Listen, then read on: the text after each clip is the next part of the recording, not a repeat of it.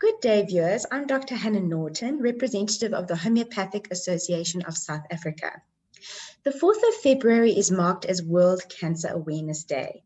And with us here today to take us through some important aspects when considering this complex condition is Dr. Natascha Wolf.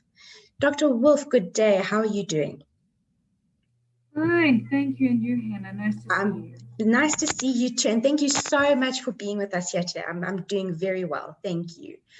Dr. Wolf, can you please take us through what are some of the most prevalent cancers affecting South Africans today? Okay, so let's start with women. The most common cancers are things like breast cancer, cervical cancer, colorectal, uterine, and lung cancer. And then when you're looking at men, you've got the prostate cancer, again the colorectal, again lung, and they have the added non-Hodgkin's lymphoma as well as bladder cancer. And can you take us through some of the most highly recommended screening tests to assess for these cancer risks? Yes, so let's begin with women again. So the most common one is your cervical cancer, and those are the pap smears that women do from about age 25 every 3 years. Then for women, you've also got the breast cancer, and then the screening test is a mammogram, which is done routinely, generally every year or so from the age of 40. Ovarian cancers, which are on the rise. They weren't as common in the past, but are definitely on the rise. And that is a transvaginal ultrasound and then a blood test for a CA125 blood or a cancer tumor marker. So those you'd have to go through your gynecologist for.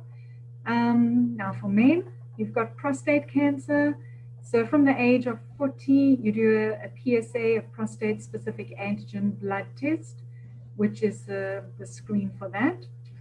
Then for both sexes, you've got colorectal cancer, and here you're looking at a colonoscope and a cult blood, which is a stool sample that you test from about age 50 onwards. Then there is lung cancer. So the recommendation is that you're over the age of 55, and if you've smoked 1 pack a day, then you do a CT scan once a year for that to pick up early lesions. And skin cancer, which is also very common in South Africa because of the amount of sun that we get.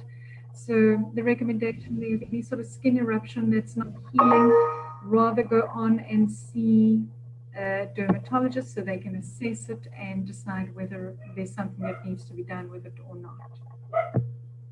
And from sort of physical examinations at home, what can individuals that think that there might be something suspicious going on do at home to self-assess before engaging with a particular medical professional?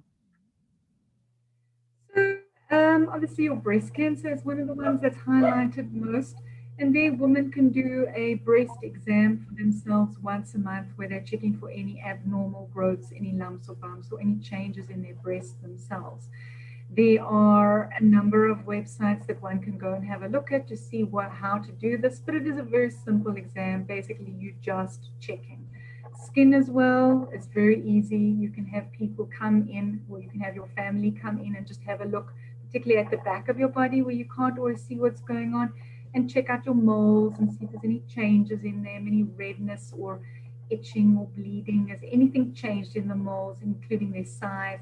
And then there is something that is a bit more problematic, and then you'd want to check that out.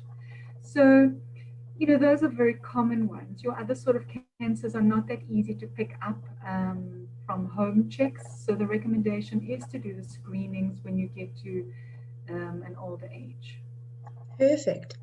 And from the homeopathic viewpoint, what nutritional and lifestyle factors can individuals look at addressing to reduce their cancer risk? So there are numerous things that can contribute to cancer. Studies show diet, exercise, thoughts, feelings, environmental toxins all influence the initiation, growth, and progression of cancer. So there's actually much that we can do that will make our bodies inhospitable to cancer. So number one, recommendation is to ditch sugar.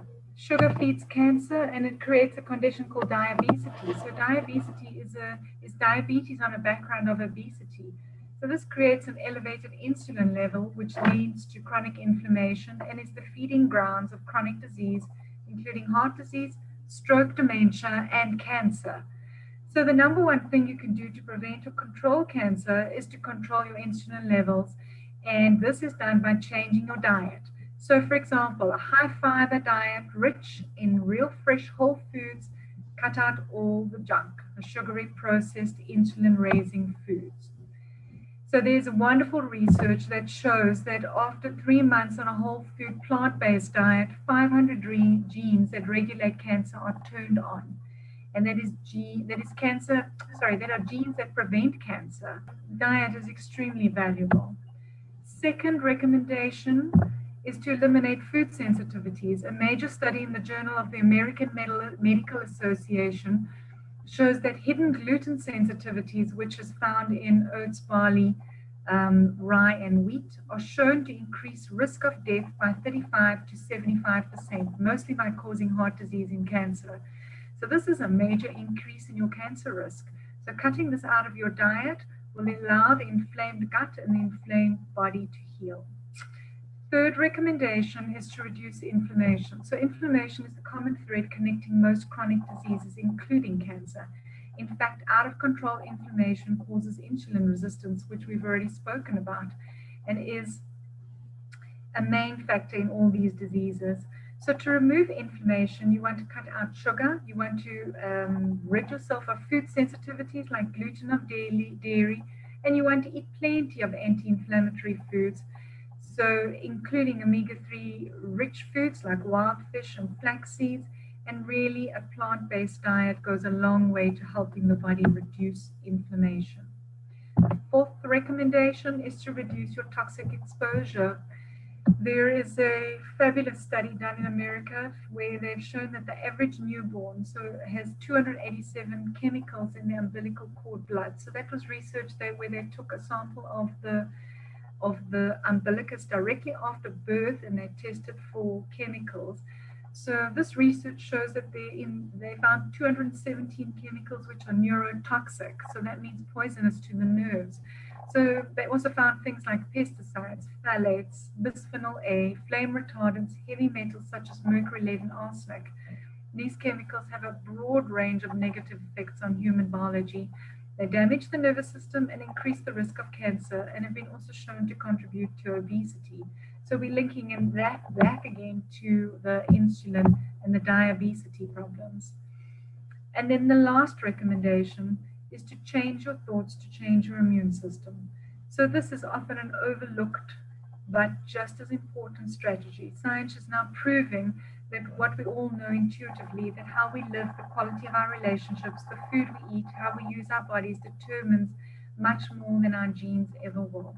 So there are numerous strategies to combat or prevent cancer, including getting enough sleep, controlling stress levels, and exercising regularly.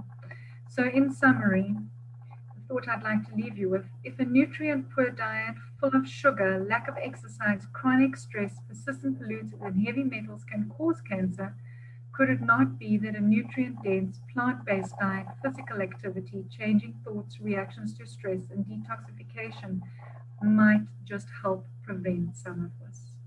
Absolutely fantastic. Thank you so much for that lovely summarization and round off of those top recommendations. To any viewers who might want to learn more on the subject, are there any particular organizations or websites to which you can direct them so that they can do just that? So there's many websites on the internet. I'm going to recommend two which are going to help in just teaching people a little bit more about fixing their diet and helping themselves become more aware of toxins. So the first one is something called the Environmental Working Group. It's EWG, and that has a massive site and massive amounts of information around toxicity in things in terms of what you're eating, what you're drinking, what you're putting on your skin, anything like that. They will help you, gives you a very good background in things that you should avoid, products you should avoid. And then the second website is one that I've chosen because it is very clearly and well set out in terms of cancer prevention eating guidelines. And the link there is www.healthlinkbc.ca. So it is a British Columbian Canadian website that is just well set out and has really lovely recommendations and makes things very clear. Thank you, Hannah. Perfect. Well, thank you so much, Dr. Wolf, for all of your valuable input and your time with us here today. And to the viewers out there who may have further questions or who might wish to consult with a homeopathic doctor regarding their health, please navigate to the HSA practitioner search engine at www.homeopathy.org.za to locate a practitioner near you. We at the Homeopathic Association of South Africa wish you well on your health journey with homeopathy, the wellness profession. Thank you all.